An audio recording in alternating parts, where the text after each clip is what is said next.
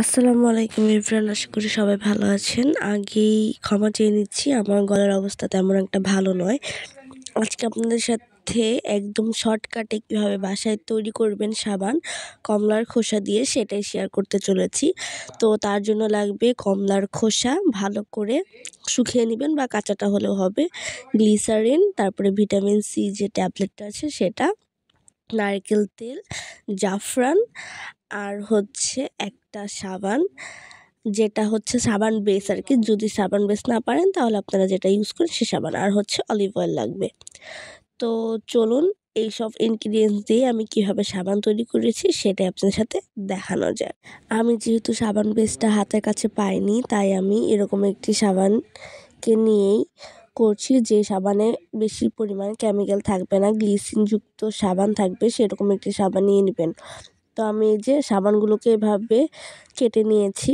যত এভাবে কেটে নেবেন তত আপনাদের মেল করতে সুবিধা হবে। এভাবে ডবল প্রসেসিংয়ে মেল করে নেবেন, পানি গরম দিয়ে তার উপরে সাবানটা রেখে তারপরে মেল করে নেবেন। এই যে আমি এবার সব কিছু আস্তে আস্তে দিয়ে দিচ্ছি। যেমন কমলার খোসাটাকে ফার্স্টে ব্লেন্ডারে ব্লেন্ড করে নিয়েছি, তারপর জাফরান, তারপর গ্লিসারিন, তারপর গোলাপ জল, আস্তে আস্তে সবগুলোকে একসাথে ভালোভাবে এভাবে মিক্সড করে নিতে হবে, যাতে সবগুলো একসাথে ভালোভাবে মিক্সড হয়ে যায়, সমস্যা না হয়। তারপর 2টা ভিটামিন ই ক্যাপসুল এখানে অ্যাড করে নিচ্ছি আমি।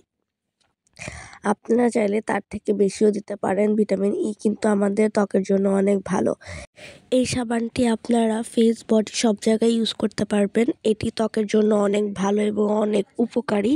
মিশ্রণটা আমি যে বয়লিং করে আপনার সাবান গুলিয়ে নিয়েছিলাম সেটার মধ্যে মিক্সড করে নিয়েছি। তো এবার এই দেখুন, এবার আমি একটা মোল্ডের সাহায্যে শেপ দিব আর কি সাবানের। তো আমি এখানে আপেল শেপের মোল্ড নিয়ে নিয়েছিলাম। এই যে আস্তে আস্তে এভাবে ঢেলে দিয়েছি, তারপরে এটা প্রায় 2-3 ঘন্টার জন্য রেখে দিব।